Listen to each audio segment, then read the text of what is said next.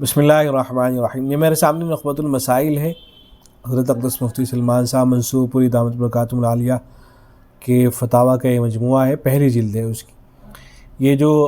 مولانا سعد صاحب نے یہ کہا نا کہ صرف یہی واحد ایک فریدہ ہے جس کے بغیر ایمان کامل نہیں ہو سکتا، بقیہ چاہے آپ کتنے ہی نیک اعمال کیوں نہ کرتے ہوں، قرآن و حدیث اس سے بھرے ہوئے ہیں کہ دوسروں کو نیکی پر آمادہ کرنے اور دوسروں کو منکر سے بچانے کی جو محنت ہے، بس واحد محنت اپنے ایمان کی تکمیل کا سبب ہے۔ چاہے آپ تہجد پڑھتے ہوں، چاہے آپ تلاوت کرتے ہوں، چاہے آپ ذکر کرتے ہوں، چاہے آپ روزہ رکھتے ہوں، آپ زکوٰۃ دیتے ہوں، حج کرتے ہوں، عمرے کرتے ہوں، ایمان کی تکمیل کے اعمال نہیں ہیں۔ ایمان کی تکمیل کا جو عمل ہے، علماء نے جو لکھا ہے وہ میں عرض کر رہا ہوں،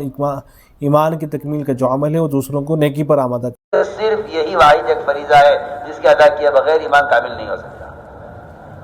باقی آپ جتنے سے نیک اعمال کرتے ہوں، قرآن حدیث سے بھرے ہوئے ہیں کہ دوسروں کو نیکی پر آمادہ کرنے، دوسروں کو منکر سے بچانے کی جو محنت ہے، بس یہ واحد یہ محنت ایمان کی تکمیل کا سبب ہے۔ چاہے آپ تہجد پڑھتے ہوں، چاہے آپ تلاوت کرتے ہوں، چاہے آپ ذکر کرتے ہوں، چاہے آپ روزہ رکھتے ہوں، زکوٰۃ دیتے ہوں، حج کرتے ہوں، عمرہ کرتے ہوں، یہ ایمان کی تکمیل کے اعمال یہ نہیں ہے۔ ایمان کی تکمیل کا جو عمل ہے، قرآن میں جو علماء نے لکھا ہے میں عرض کر رہا ہوں، ایمان کی تکمیل کا جو عمل ہے وہ دوسروں کو نیکی پر آمادہ کرنا ہے۔ تو اس حوالے سے دیکھیں حضرت اقدس مفتی سلمان صاحب منصور پوری دامت برکاتہ العالیہ نے کیا لکھا ہے۔ حضرت کے پاس یہ سوال آیا تھا، اس میں پوچھا گیا تھا، عنوان تھا دعوت و تبلیغ سے متعلق چند سوالات۔ پھر پوچھا گیا تھا کہ کیا فرماتے ہیں علماء دین و مفتیان شرعیہ مسئلہ ذیل کے بارے میں کہ دعوت و تبلیغ کے لیے جماعت میں جانا سنت ہے، واجب یا فرض عین ہے یا فرض کفایہ ہے۔ پوری دنیا میں اس وقت جو 6 صفات کے اوپر دعوت و تبلیغ کا کام رائج ہے وہ کس درجے کا ہے؟ نمبر 2،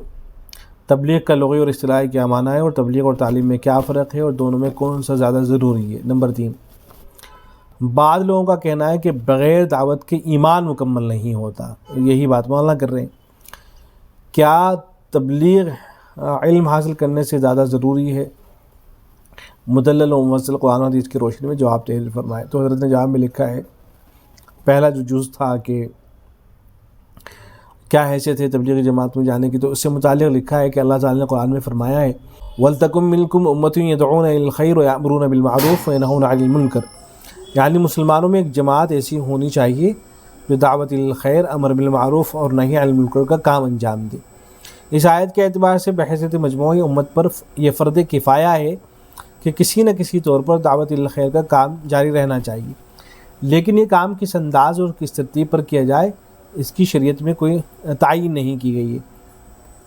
بلکہ ہر زمانے اور ہر علاقے کے اعتبار سے جس طرح بھی جو دعوتی کام کیا جائے گا وہ آیت کے عموم میں داخل ہوگا اور اس سے فرض کفایہ ادا ہو جائے گا۔ اس تفصیل سے بات واضح ہو گئی کہ تبلیغی جماعت کے ذریعے جو دعوتی و اصلاحی کام انجام دیا جا رہا ہے وہ اگرچہ فرض کفایہ کے عموم میں شامل ہے لیکن اس پر منحصر نہیں ہے، یعنی اگر کوئی فرد یا تنظیم تبلیغی جماعت کی ترتیب سے ہٹ کر دعوت و اصلاح کے کام کرے تو یہ نہیں کہا جائے گا کہ اس کے ذریعے سے فرض کفایہ ادا نہیں ہو رہا ہے، بلکہ جو بھی شریعت و سنت کے مطابق دعوتی و اصلاحی کام کرے گا وہ فرض ادا کرنے والوں میں داخل ہوگا۔ مستفاد فتاویٰ محمودیہ۔ پھر آگے آیتیں ذکر کر رکھی ہیں، پھر لکھ رکھا ہے کہ تبلیغ کا معنی ہے پہنچانا اور تعلیم کا معنی ہے سکھانا، اور امت کے لیے دونوں ضروری ہیں، مگر تعلیم کا درجہ اول ہے کیونکہ پہلے علم صحیح پایا جائے گا تبھی اس کی تبلیغ ہوگی، علم کے بغیر تبلیغ کا تصور ہی نہیں ہے۔ اسی بنا پر تبلیغی جماعت کے مقررہ 6 نمبروں میں علم کا نمبر بھی ضروری طور پر شامل کیا گیا ہے، اور بقدر ضرورت دین کا علم سیکھنا ہر مسلمان پر فرض ہے۔ پھر آگے لکھا گیا ہے، جو اصل مجھے دکھانا تھا، جو بات کہی گئی ہے نا کہ دعوت جو ہے اسے ایمان کی تکمیل ہوگی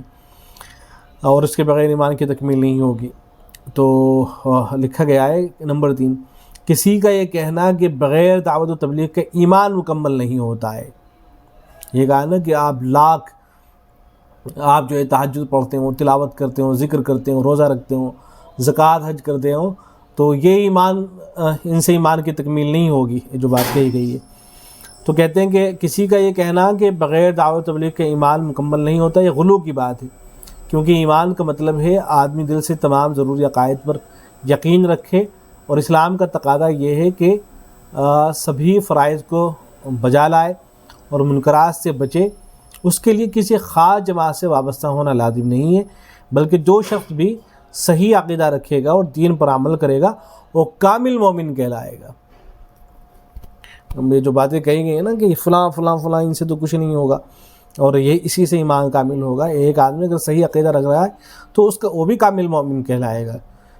تو یہ حضرت نے فرمایا ہے، اور پھر قرآن مجید کی یہ آیت ذکر کی گئی ہے، اور ایسے ہی کچھ حوالے ذکر کیے گئے ہیں۔ کتبہ احقر محمد سلمان صاحب منصور پوری، اور حضرت مفتی شبیر صاحب دامت برکاتہم العالیہ حضرت نے بھی لکھ رکھا ہے کہ الجواب صحیح۔ والسلام علیکم۔